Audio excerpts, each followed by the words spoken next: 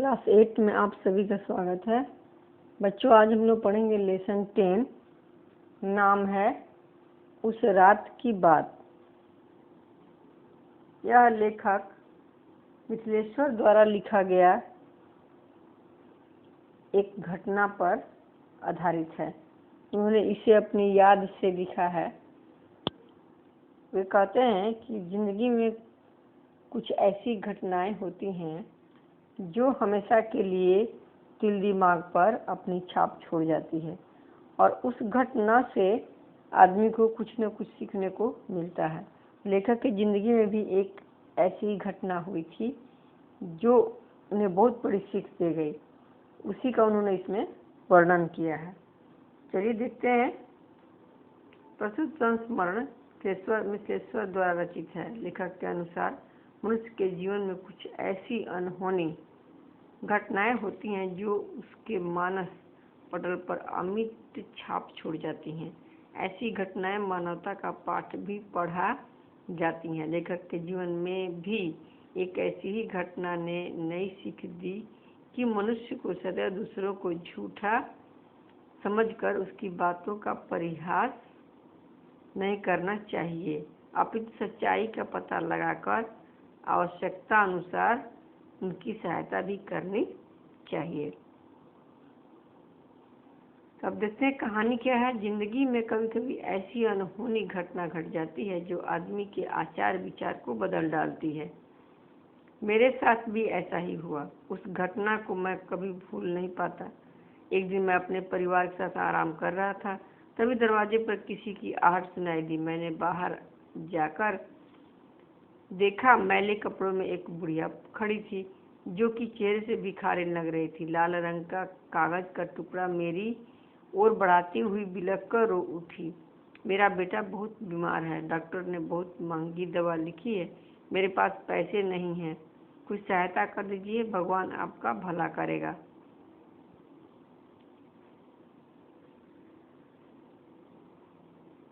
मैं समझ गया यह भीख मांगने का बहाना है। अक्सर लोग ऐसा करते हैं, कभी धर्म के नाम पर, कभी अकाल, कभी बाढ़ या बीमारी के नाम पर।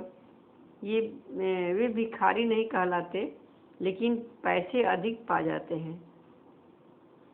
मैंने अंदर आकर बेटी से उस भिखारिन को 2-4 पैसे देने को कहा। लौटकर बेटी ने बतलाया, वह कह रही है कि मैं भिखारिन नहीं हूँ, बेटे के इलाज के लिए सहायता मांग रही हूँ, ठीक हो जाए तो लौटा दूंगी। मैंने बेटी को समझाया, ये सब भीख मांगने के तरीके हैं, पैसों के लिए ये लोग क्या क्या नहीं करते, छोड़ो, थोड़ी देर बाद खुद लौट जाएगी। मेरी पत्नी को दया आ गई। उसने बेटी को 1 रुपये का नोट देते हुए कहा, कह देना कि और घरों में मांग ले, और घरों से मांग ले। किंतु इस बार भी बुढ़िया ने मना कर दिया। बेटी ने आकर बताया, कह रही है कि आप लोगों को कैसे समझाऊं, मेरे पास इतना समय नहीं है कि सारे शहर में घूम घूम कर मांगूं। विपदा में मेरी मदद करें, ऊपर वाला आपका घर भरा रखेगा। सुन लिया ना, नखरे भी पूरे दिखा रही है, इससे बात करना ही बेकार है, छोड़ो, चली जाएगी आप। बुढ़िया ने 2-3 बार आवाज़ लगाई, फिर निराश होकर चली गई। इस घटना के ठीक 3 महीने बाद किसी काम से मुझे शहर से दूर जाना पड़ा। मैं मोटरसाइकिल से ही गया और उसी से ही लौट रहा था कि एक बियाबान स्थान में मेरी गाड़ी का इंजन खराब हो गया। मैंने ठीक करने की कोशिश की, पर सब बेकार। चारों तरफ नजर दौड़ाकर देखा, कहीं कोई बस्ती या कस्बा दिखाई नहीं दिया। धीरे धीरे रात गहराती जा रही थी।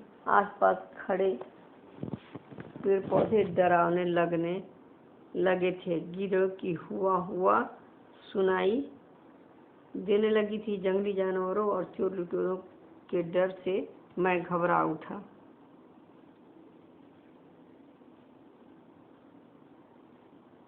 अचानक मेरी नज़र सामने दूर टीले पर पड़ी। मन में एक आशा बंधी। मैं साहस करके टीले पर जा पहुंचा।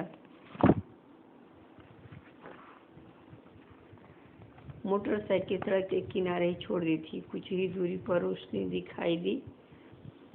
वह एक छोटी सी बस्ती थी। बस्ती में घुसने पर सबसे पहले घर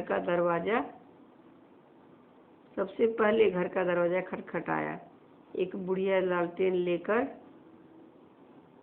बाहर आई। मैंने अपनी परेशानी कहा, सुनाई। रास्ते में मेरी मोटरसाइकिल खराब हो गई है, टीले के उस पार खड़ी है।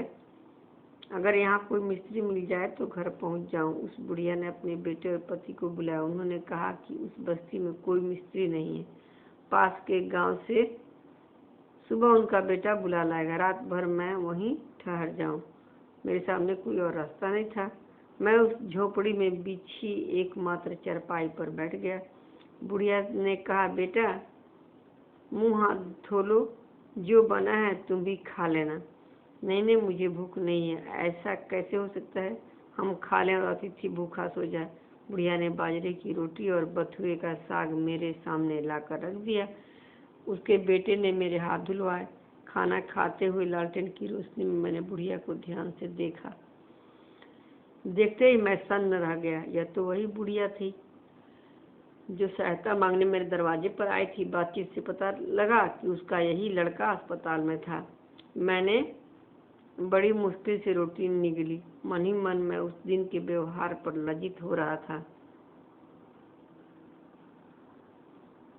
गर्मी की रात थी। बुढ़िया, उसका पति और बेटा जमीन पर सो गए, लेकिन मेरे लिए उन्होंने चारपाई बिछा दी। उनके इस भले व्यवहार ने मुझे और भी लज्जित कर दिया। सोचते सोचते न जाने कब मेरी आंख लग गई। सुबह मेरे उठने से पहले उसका बेटा मिस्त्री को बुला लाया। मिस्त्री ने घंटे भर में मेरी मोटरसाइकिल ठीक कर दी।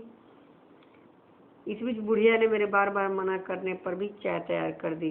चलते समय मैंने बुढ़िया के हाथों में कुछ रुपए देने की कोशिश की, लेकिन उसने मना कर दिया और कहा कि हमने पैसे के लिए आपकी मदद नहीं की। हम गरीब जरूर हैं, पर हमारा दिल गरीब नहीं है। मैं वहाँ से चल पड़ा। बुढ़िया और उसके परिवार के प्रति मेरे मन में आदर का भाव था। मुझे अपने किए पर पछतावा हो रहा था। बुढ़िया और उसके परिवार ने मुझे मानवता का पाठ पढ़ाया था। मैंने तभी सोच लिया था कि उसके पढ़ाए पाठ पर जीवन भर अमल करूँगा। धन्यवाद। आप पढ़िए और शब्दार्थ भी याद कर लीजिए। यही 5 शब्दार्थ नीचे जो दिखाई दे रहा है। और फिर प्रश्न उत्तर हम दूसरे दिन देखेंगे। धन्यवाद।